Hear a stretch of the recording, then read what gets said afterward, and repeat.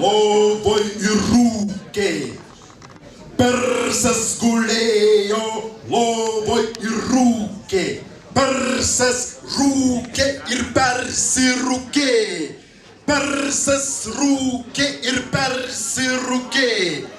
Persirūkiau, pasakė persas.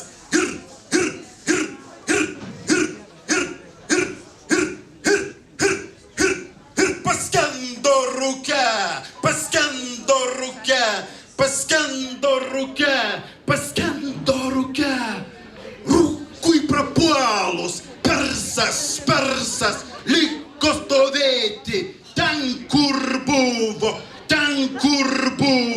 Rūkui prapuolus, persas nedirbo, parėjęs namo, atsigulė į lovą, gulėjo ant nugaros, paskui ant pilvo, paskui ant šono, paskui ant kito. Parėjęs namo, persas gulėjo, lovos viršus lietėsi per visą perso gulėjimo laiką.